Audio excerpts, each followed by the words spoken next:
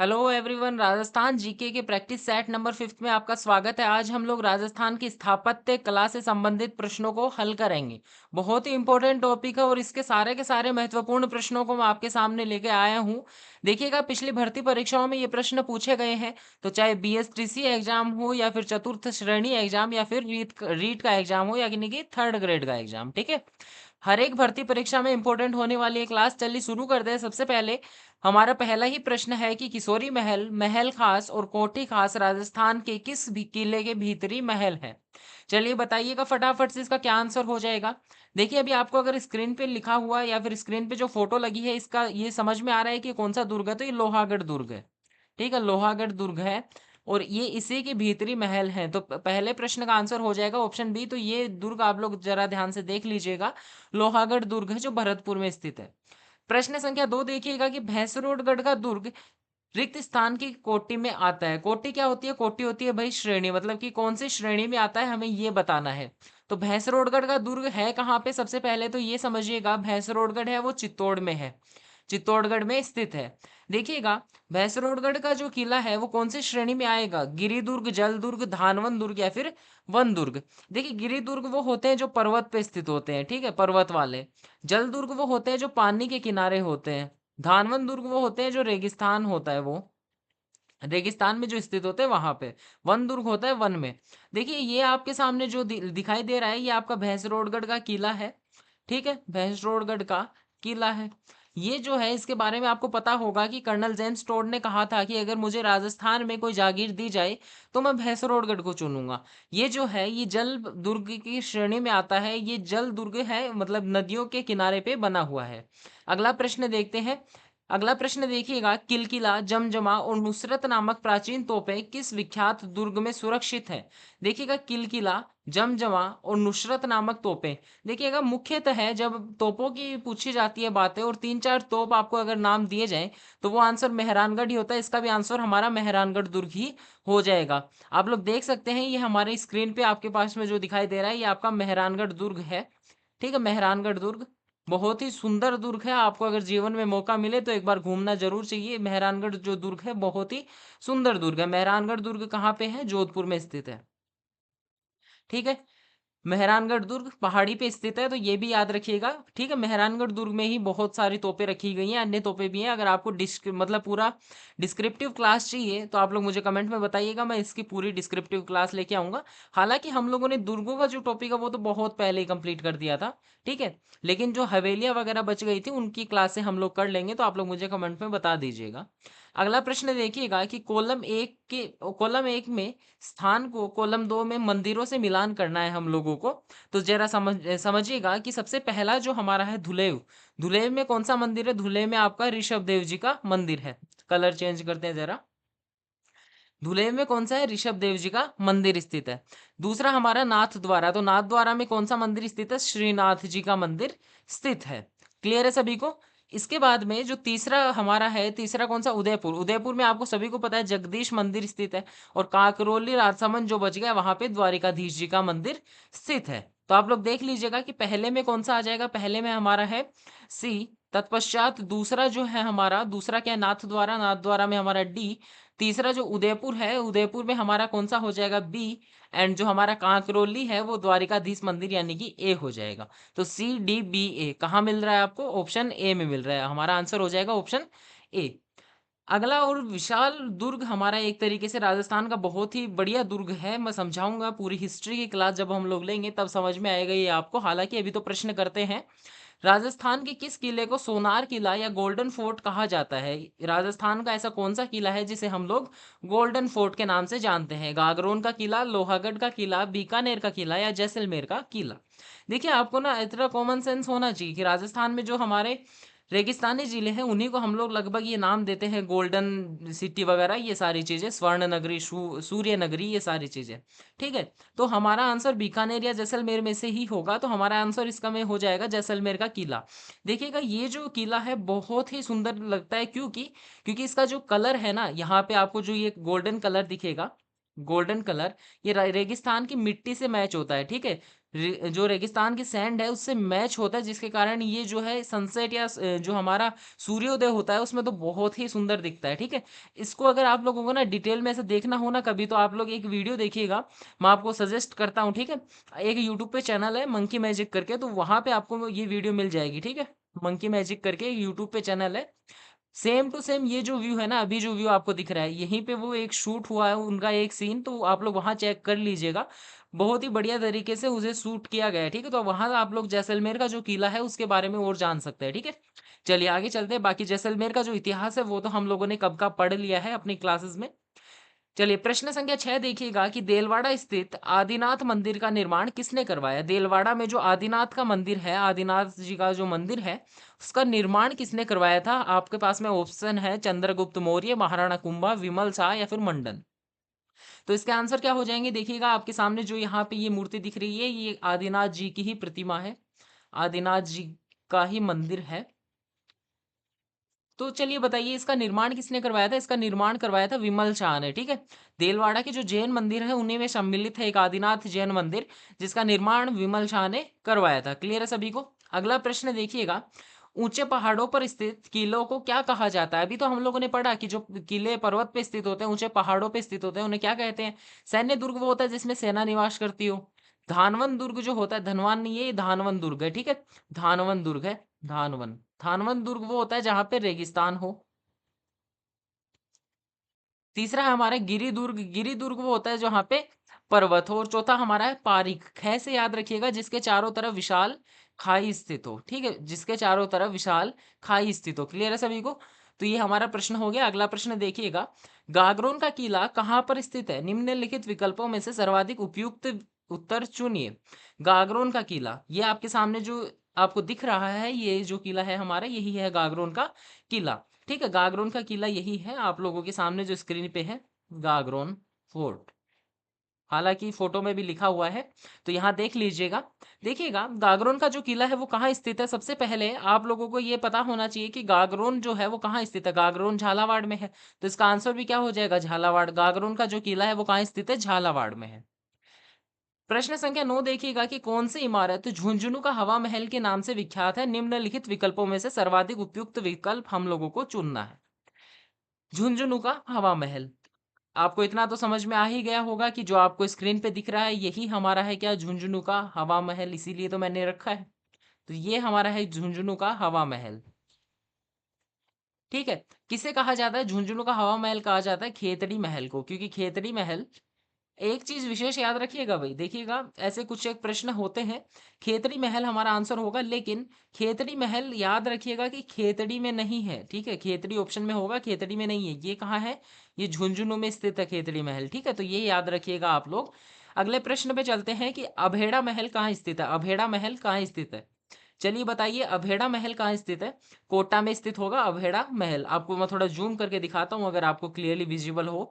तो आपके सामने जो ये दिखाई दे रहा है यही है आपका क्या, अभेड़ा महल। अभेड़ा महल। अगला प्रश्न देखिएगा। अगला प्रश्न है, नाना साहब का झालरा एवं इब्राहिम का झालरा नामक जलाशय कहाँ स्थित है। अब देखिए ये फोटो कितनी अच्छी लग रही है। ठीक है, राजस्थान की कुछ एक जो स्थापत्य कला है वो कुछ इतनी बेहतरीन लगती हैं जिनकी कल्पना भी नहीं की जा सकती। ठीक है, ये जो किला है ये कौन सा दुर्ग है, आप लोग मुझे बताइए फटाफट से, वीडियो को पॉज करके कमेंट सेक्शन में बताइए। हालांकि हम लोग प्रश्न हल करेंगे तो आपको पता चल ही जाएगा।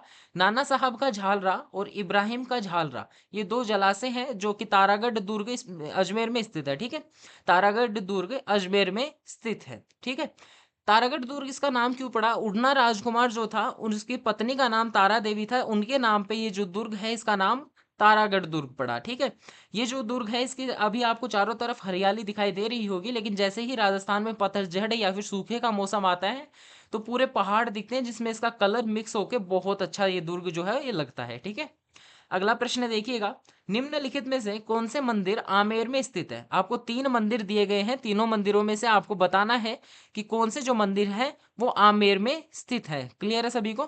चलिए, सबसे पहला मंदिर आपको दिया है जगत शिरोमणि मंदिर, तो इसका आंसर तो यस हो जाएगा क्योंकि जगत शिरोमणि मंदिर कहाँ पे है? आमेर में स्थित है। दूसरा आपके पास में है, दूसरा है अंबिकेश्वर महादेव मंदिर। दूसरा आपके पास में क्या है? अंबिकेश्वर महादेव मंदिर, ये भी कहाँ पे है? आमेर में है। जगत शिरोमणि मंदिर जो है वो लगभग 425 साल पुराना है। जगत शिरोमणि मंदिर कितने साल पुराना है?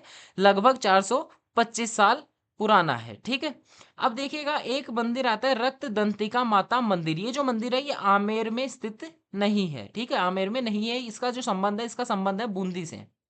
इसका संबंध है कहाँ से? बूंदी से। तो ये बूंदी जिले में स्थित है। ठीक है, कौन सी माता है भैया? आप लोगों के मन में प्रश्न आया होगा। तो रक्त दंतिका माता जो है ये पार्वती माता का ही एक रूप मानी जाती है। ठीक है, तो हमारा आंसर क्या हो जाएगा? हमारा आंसर हो जाएगा ऑप्शन ए और बी दोनों। तो यहाँ पे कौन से ऑप्शन में आपको ए और बी दोनों दिखाई दे रहे हैं? बताइएगा जरा, कौन से ऑप्शन में ए और बी दिख रहा है?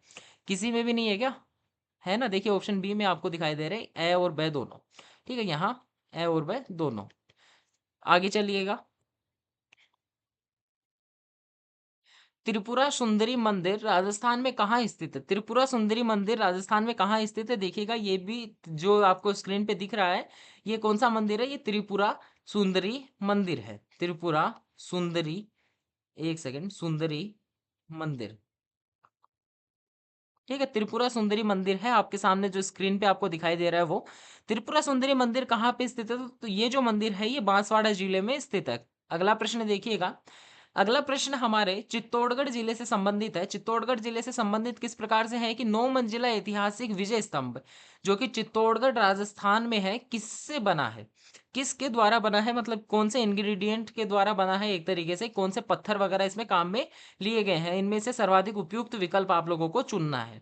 आप लोग ना सबसे पहले ये देखिएगा, आप लोग सबसे पहले जो आपकी स्क्रीन पे ये फोटो दिख रही है ये आपको विजय स्तंभ की ही फोटो है, तो आप लोग देख सकते हैं इसको और फिर अनुमान लगा सकते हैं। काला पत्थर से बना है क्या? बिल्कुल भी नहीं बना, मुझे तो नहीं दिख रहा है इसमें कुछ काला रंग का। ठीक है, लाल पत्थर से भी नहीं बना। लाल पत्थर से आप लोगों ने देखा होगा जो इमारतें होती है वो एकदम चटक लाल रंग की होती है। ठीक है, लेकिन ये लाल पत्थर से भी नहीं बना। तीसरा ऑप्शन है हमारा लाल बालू पत्थर और सफेद संगमरमर, और चौथा ऑप्शन है लाल संगमरमर और सफेद बालू पत्थर। तो देखिए आप लोगों को इन दोनों ऑप्शन में कंफ्यूज करने की कोशिश की गई है, तो आंसर तो इन्हीं दोनों में से एक हो जाएगा। तो इसका आंसर ऑप्शन सी हो जाएगा। क्लियर है? आगे चलिएगा। सूची एक को सूची दो के साथ में आपको मिलान करना है। सबसे पहले आपको दिया है धानवन दुर्ग, तो धानवन दुर्ग जहां पे रेगिस्तान होता है, तो रेगिस्तान कहाँ है? जैसलमेर में। वन दुर्ग आपको दिया है, तो वन दुर्ग आपका कौन सा हो जाएगा? वन दुर्ग जहां पे बहुत सारे घने वन हो, तो वो सिवाना का किला है। एरण दुर्ग वो हो जाता है जहां पहुंचने के लिए थोड़ी मतलब कटीली झाड़ियां वगैरह थोड़ी होती है, जहां का रास्ता जो है बहुत दुर्गम होता है। ठीक है, तो एरण दुर्ग की श्रेणी में आएगा चित्तौड़गढ़। क्यों आएगा? क्योंकि हमारे पास में अब कोई ऑप्शन बचा ही नहीं है, इसीलिए हम लोग इसको चित्तौड़गढ़ दुर्ग को इसी की श्रेणी में रखेंगे। एक विशेष बात याद रखिएगा, चित्तौड़गढ़ जो दुर्ग है वो धानवन को छोड़ के बाकी सभी श्रेणियों में सम्मिलित होता है। तो आप लोगों का प्रश्न होगा कि सर क्या ऐसा हो सकता है कि अगर एक दुर्ग पर्वत दुर्ग है तो उसे हम लोग जो जल दुर्ग है वो नहीं मानेंगे? क्योंकि ऐसा तो हमने बहुत सारे दुर्ग देखे हैं जो नदियों के किनारे हैं और बहुत ऊंचे ऊंचे पहाड़ों पे बने हुए हैं। तो ऐसा नहीं होता, मतलब ऐसा हम लोग मानते हैं जैसे हमारा पर्वत जो के पास में जो है, मतलब अगर पर्वत पे कोई दुर्ग है और साथ में वहां से नदियां भी गुजरती है तो हम लोग उसको दोनों श्रेणियों में रखेंगे, पर्वत और जल दुर्ग की श्रेणी में। इसी कारण से हम लोग एरण दुर्ग की श्रेणी में चित्तौड़गढ़ के किले को रखेंगे। अंतिम हमारा पारीक दुर्ग। पारीक दुर्ग हमारा कौन सा हो जाएगा? जिसके चारों तरफ खाई हो, तो वो भरतपुर का किला हमारा हो जाएगा। तो सबसे पहले ऑप्शन में हमने 4 रखा, तत्पश्चात हम लोगों ने वन दुर्ग में 3 रखा, एंड उसके बाद में हमने 2 रखा और फिर 1 रखा। तो 4 3 2 1, तो ऑप्शन डी हमारा आंसर हो जाएगा। अगला प्रश्न देखिएगा कि ब्रह्मा मंदिर राजस्थान के किस क्षेत्र में स्थित है? यह आपका ब्रह्मा मंदिर है। सभी को पता है कि जो ब्रह्मा मंदिर है वो पुष्कर जिले में स्थित है। घग्गर नदी के तट पर प्राचीनतम किला कौन सा है? घग्गर नदी के तट पर कौन सा किला बना हुआ है? देखिएगा, घग्गर जो नदी है वो राजस्थान में 2 ही जिलों से गुजरती है, एक तो गंगानगर, एक तो कौन सी? गंगानगर, और दूसरा हमारा है हनुमानगढ़। ठीक है, अब देखिए गंगानगर में कोई इतना खास किला है नहीं, छोटे मोटे होंगे, लेकिन विशाल स्तर पे पढ़ने के लिए हमारे पास में गंगानगर में कोई इतना बड़ा किला आता नहीं है। बचा हनुमानगढ़, तो हनुमानगढ़ में ना एक किला बना हुआ है जो कि आपको फोटो में दिख रहा होगा। उस किले का नाम क्या है? उसका नाम है भटनेर का किला। बछावत की हवेली कौन से शहर में स्थित है? बछावत की हवेली कौन से शहर में स्थित है? भाई हवेलियों के प्रश्न बहुत इंपॉर्टेंट होते हैं, इसको इंपॉर्टेंट रख ही लीजिएगा, ठीक है। बछावतों की हवेली कहाँ पे स्थित है? ये हमारी है बीकानेर जिले में। प्रश्न संख्या 19 है, भरतपुर के गंगा मंदिर का निर्माण महाराजा बलवंत सिंह द्वारा 1845 ईस्वी में शुरू किया गया और इसका निर्माण कार्य कितने दिन तक जारी रहा? देखिए आपके सामने जो दिख रहा है ये गंगा मंदिर है, ठीक है। ये कौन सा क्या है? इस इमारत का नाम, इसका नाम है गंगा मंदिर। कौन सी है ये इमारत? गंगा मंदिर। इसका जो निर्माण है महाराजा बलवंत सिंह ने 1845 में शुरू किया था और कितने सालों तक ये चला था? तो मुझे बताइए जरा, कितने सालों तक चला था? ये चला था 90 साल तक। अब मुझे नहीं पता कि इसको बनाने में 90 साल कहाँ से लग गए, पर हाँ 90 सालों तक ये चला था, ठीक है। राजस्थान में इससे भी विशाल दुर्ग बन के खड़े हो गए इतने सालों में। तो हालांकि इसका जो निर्माण है वो 90 सालों तक चला था, तो इसको विशेष याद रखिएगा। अंतिम प्रश्न देखिएगा आज का कि निम्नलिखित में से राजस्थान का कौन सा शहर बावड़ियों की प्रमुखता के कारण सिटी ऑफ स्टेप वेल्स कहलाता है? अब आप लोग बोलेंगे सर क्यों कहते हैं? देखिएगा स्टेप वेल्स जो होती है वो एक्चुअल में बावड़ी ही होती है, इनको हिंदी में बावड़ी ही बोलते हैं। तो बावड़ियों का शहर, बावड़ियों का शहर किसे कहते हैं भाई? बताइएगा, बावड़ियों का शहर किसे कहा जाता है? राजस्थान में किस जिले को बावड़ियों का शहर कहा जाता है? तो इसका आंसर हो जाएगा बूंदी जिले को। बूंदी जिले में बहुत सारी बावड़ियां स्थित है। अब आप लोगों के सामने होमवर्क देता हूं मैं, आप लोग मुझे बूंदी जिले में स्थित कोई 3 बावड़ियों के नाम जो है वो कमेंट सेक्शन में लिख के बताएंगे। बाकी आप, हमारी जो आज की क्लास है वो खत्म हो चुकी है। हालांकि अभी तक किसी ने भी अगर सब्सक्राइब नहीं किया है तो जरा सब्सक्राइब कर दे, क्योंकि हमें 1000 सब्सक्राइबर्स तक बहुत जल्दी पहुंचना है। तत्पश्चात अगर आपको वीडियो समझ में आई हो, आपको क्लास के प्रश्न समझ में आए हो तो लाइक कर दें। कमेंट में आप लोग अपने जो जितना भी स्कोर हो रहा है, शर्माइएगा मत, जितना भी स्कोर बनता है उतना आप लोग लिख देंगे आउट ऑफ 20। लाइक आपके अगर 15 प्रश्न सही हैं तो आप 15/20 आप लोग कमेंट में लिख दीजिएगा। एंड लास्ट रिक्वेस्ट कि आप लोग चैनल को शेयर कर दें, ठीक है। जितने भी आपके दोस्त हैं जो कि 3rd ग्रेड भर्ती, 4th ग्रेड या फिर बीएसटीसी वगैरह की, हालांकि राजस्थान में जो भी भर्ती होती है जिसमें राजस्थान जीके सम्मिलित होता है, हर भर्ती परीक्षा में ये जो है टॉपिक पूछा जाता है, ठीक है। और अंत में एक ही बात कहूंगा कि जो सारी इमेजेस हैं वो बिलोंग करती हैं उनके रिस्पेक्टेड ओनर्स के, ठीक है। तो अगर कोई इमेज है वो कॉपीराइटेड हो तो मैंने क्रेडिट दे दिया है, ठीक है। चलिए मिलते हैं आप लोगों से कल, तब तक के लिए धन्यवाद।